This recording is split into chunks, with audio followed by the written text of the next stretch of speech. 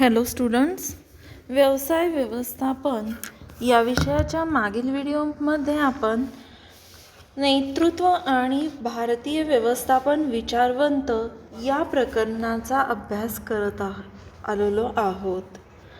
नेतृत्व, त्याचा अर्थ, महत्त्व, गुण, नेतृत्वाची कार्ये, नेतृत्वाची शैली पाहिल्यानंतर आपण मागील व्हिडिओमध्ये भारतीय व्यवस्थापन विचारवंत की ज्यामध्ये महात्मा गांधींच्या विचारांचा अभ्यास केलेला आहे. आज आपण डॉक्टर बाबासाहेब आंबेडकर यांच्या विचारांचा अभ्यास करणार आहोत. पाहूया डॉक्टर बाबासाहेब आंबेडकरांचे आर्थिक विचार किंवा आर्थिक विचारांचे त्यांनी दिलेले योगदान. भारतरत्न या सर्वोच्च पदाने सन्मानित भारताच्या राज्यघटनेचे शिल्पकार डॉक्टर बाबासाहेब आंबेडकर यांचा जन्म 14 एप्रिल रोजी महू, मध्य प्रदेश येथे झालेला होता. डॉक्टर बाबासाहेब आंबेडकर एक असामान्य प्रतिभावंत, कायदा, समाजशास्त्र, राज्यशास्त्र अशा अनेक शास्त्रांबरोबरच समाजकारण, धर्मकारण, राजकारण व पत्रकारिता अशा विविध क्षेत्रामध्ये त्यांनी बहुमोल कामगिरी केलेली आहे. मूलतः डॉक्टर बाबासाहेब आंबेडकर हे अर्थतज्ज्ञ होते. त्यांच्या जडणघडणीमध्ये बडोद्याच्या सयाजीराव गायकवाड यांचा खूप मोठा वाटा आहे. कोलंबिया विद्यापीठात व इंग्लंडमधील लंडन स्कूल ऑफ इकॉनॉमिक्समध्ये त्यांनी उच्च शिक्षण व डॉक्टरेट पदवी मिळाली. काही काळ ते प्राध्यापक व विधी महाविद्यालयाचे प्राचार्य म्हणून देखील कार्य केलेले आहे.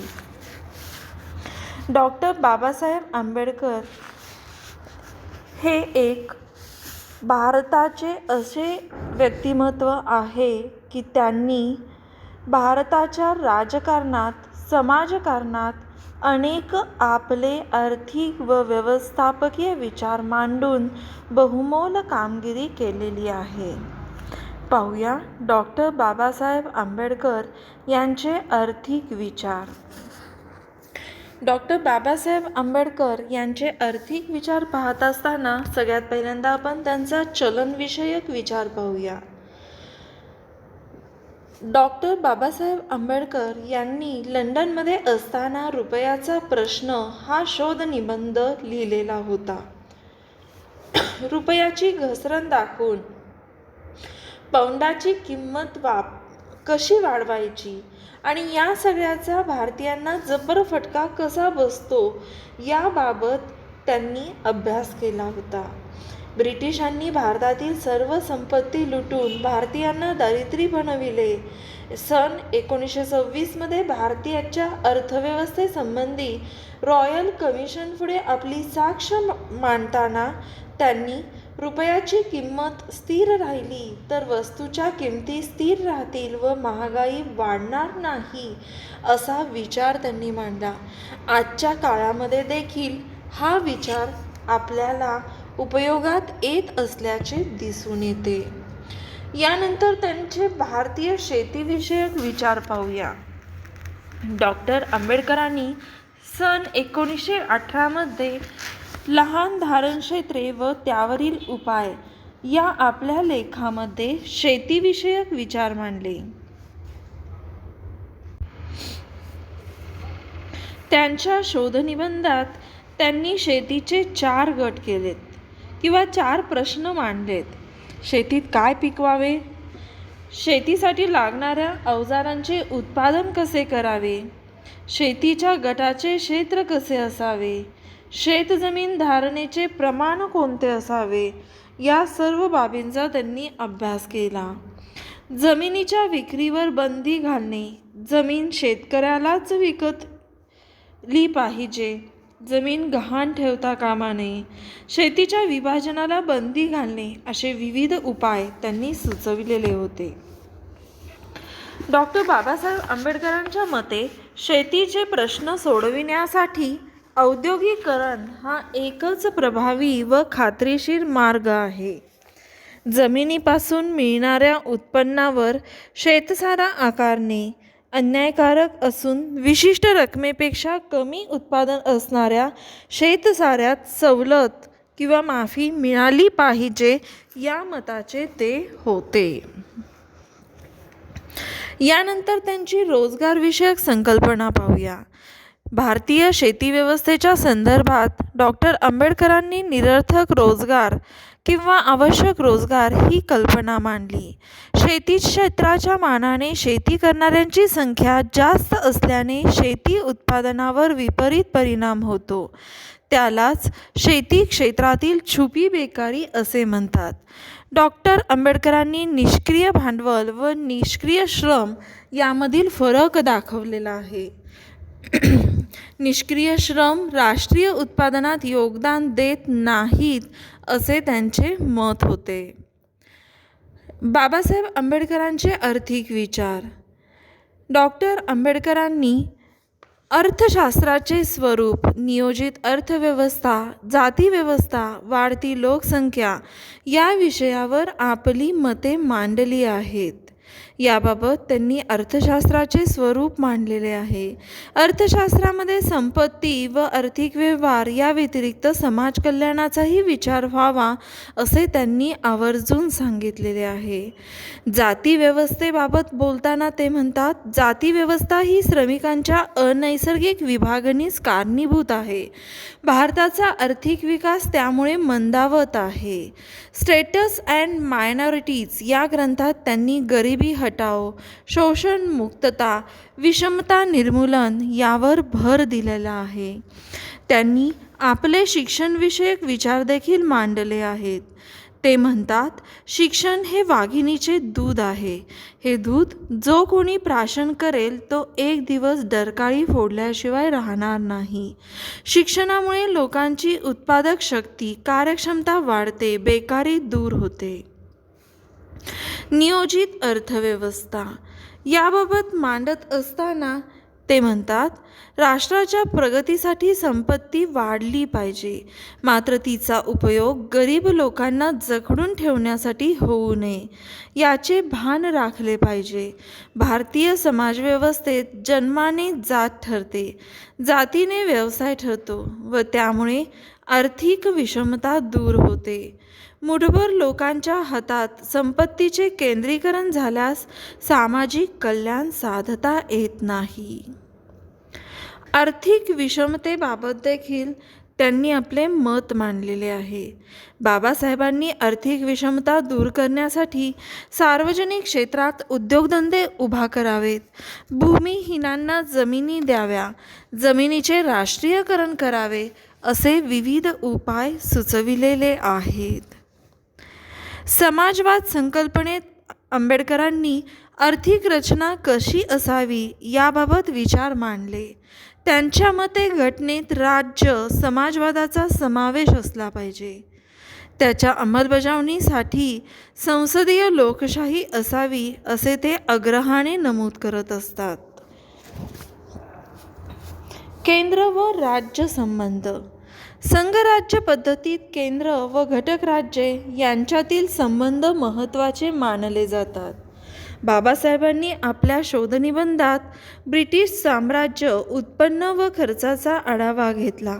ब्रिटिश राजवटीत ईस्ट इंडिया कंपनीचे प्रशासन व वित्त व्यवस्थेत कसे बदल झाले आणि ते भारतीयांना कसे अन्यायकारक ठरले हे त्यांनी नमूद केले. ब्रिटिश सरकार व त्यावेळचे घटक राज्य यांच्यातील आर्थिक संबंध कसे विकसित गेले याविषयी देखील त्यांनी विचार मांडलेले आहेत. करविषयक तत्त्वे देखील त्यांनी मांडली आहेत. करविषयक तत्त्व मांडताना बाबासाहेबांनी कृषी क्षेत्रातील कर रचनेत बदल करावा, ठराविक उत्पन्नामध्ये कर आकारू नये, कर भरण्याची क्षमता लक्षात घेऊन कर आकारणी करावी, करामुळे जीवनमानावर प्रतिकूल परिणाम होऊ नये, कर पद्धती प्रगतिशील असावी, विक्री करावर राज्याचा अधिकार असावा असे विविध मत त्यांनी मांडलेली आहेत.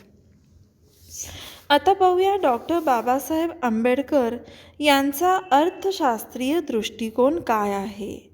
डॉक्टर बाबासाहेब आंबेडकर यांना भारताचे थोर अर्थशास्त्रज्ञ अशी मान्यता मिळालेली आहे. मानव वंशशास्त्र, कायदा, इतिहास, धर्मशास्त्र, तत्त्वज्ञान, राजकारण, समाजशास्त्र अशा ज्ञानाच्या शाखांमध्ये त्यांची कामगिरी अतुलनीय आहे. कोणत्याही ज्ञानशाखेतील तत्कालीन जागतिक तत्त्वाशी त्यांचा अभ्यासपूर्वक वादसंवाद झालेला आहे. त्यांनी आपले आर्थिक विचार मांडत असताना सन 1995 मध्ये सर्वप्रथम त्याची दखल घेतली. आपल्या रिझर्व्ह बँकेची स्थापना 1 एप्रिल 1935 रोजी झाली. त्यापूर्वी 1926 मध्ये बाबासाहेबांनी सन 1933 ते 1921 या कालावधीतील भारतीय केंद्र राज्य संबंधाचे मूलगामी व ऐतिहासिक विश्लेषण केले.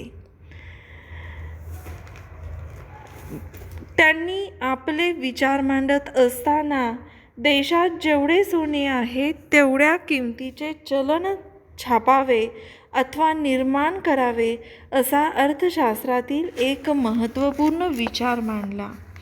लवचिकता स्वीकारण्यास चलन निर्मितीत बंधन अथवा मर्यादा येत नाही अशी भूमिका केन्स यांनी मांडली होती. या भूमिकेचा बाबासाहेबांनी प्रतिवाद केला. ते म्हणाले, लवचिकता हे दुधारी शस्त्र आहे. त्यातून अमर्याद चलन निर्मितीचा धोका संभावतो. काही वेळा तशी गरजही असू शकते. परंतु जर केंद्रात बेजबाबदार सरकार सत्तेवर बसले आणि त्यांनी अमर्याद चलन निर्माण केले तर चलन फुगवट्याचा परिणाम दिसून महागाई निर्माण होते आणि या सर्वाचा परिणाम किंवा या सर्वाचा फटका गरीब व दुर्बळ्या माणसांना मिळतो. सन 1926 मध्ये डॉक्टर आंबेडकरांनी हिल्टन यंग कमिशनपुढे आपली साक्ष म्हणजे अर्थशास्त्रीय विचारांची दूरदृष्टी स्पष्ट करणारा दस्तऐवज आहे. केंद्र सरकारला केंद्रीय बँकेने केलेला पतपुरवठा व त्यावरचा अंकुश याबाबत त्यांनी विवेचन केलेले आहे. रिझर्व्ह बँक निर्माण होण्यापूर्वी 9 वर्ष आधीच त्यांनी हे विवेचन केलेले आहे. डॉक्टर आंबेडकर म्हणजे केवळ विचार करणारा महात्मा नव्हता, तर तो कधी काळचा महामानव होता. शेती क्षेत्रातील अर्थशास्त्रज्ञ म्हणून त्यांनी केलेली कामगिरी आजही मार्गदर्शक आहे. लोकमान्य टिळकांनी खोत की ज्यांनी 1893 ते 1897 मध्ये आंदोलन केले होते, त्यांची बाजू उचलून धरली होती. नंतरच्या काळात डॉक्टर आंबेडकरांनी खोतीला विरोध केला, त्याविरुद्ध चळवळ केली. सर्वसामान्य कुळाची बाजू घेऊन ते लढले. बाबासाहेब आंबेडकर हे 1926 मध्ये मुंबई विधिमंडळात सरकार नियुक्त सदस्य म्हणून काम करत होते. यावेळी सावकारी प्रतिबंधक विधेयक त्यांनी मांडले. अशिक्षित शेतकऱ्यांची होत असणारी पिळवणूक आणि त्याचा देशाच्या अर्थकारणावर होणारा परिणाम त्यांनी यामध्ये स्पष्ट केलेला आहे. उद्योग क्षेत्रातील त्यांनी पायाभूत काम केले आहे. प्रारंभीच्या काळामध्ये त्यांना विरोध झाला आणि नंतर याच घटकाला किंवा याच त्यांच्या विचारांना खूप साऱ्या लोकांचा सहभाग मिळाला. त्यांनी स्वतंत्र मजूर पक्षाची देखील स्थापना केली. या पक्षाचा जाहीरनामा आज जरी वाचला तर त्यांनी केलेला किंवा गाजलेला 20 कलमी कार्यक्रम आपल्या सहज लक्षात येऊ शकतो. आज प्रत्येक जिल्ह्याच्या ठिकाणी एम्प्लॉयमेंट एक्सचेंज आहे. किती जणांना माहिती आहे की ही एम्प्लॉयमेंट एक्सचेंजची कल्पना आली कुठून? तर ही कल्पनासुद्धा त्यांनीच मांडलेली आहे. त्यांनी मांडलेल्या या कल्पनेमुळे आज कितीतरी बेरोजगारांना रोजगार प्राप्त होत आहेत. उद्योग व्यवसायात कामगार व मालक यामध्ये वाद निर्माण झाल्यास त्रिपक्षीय चर्चा होते.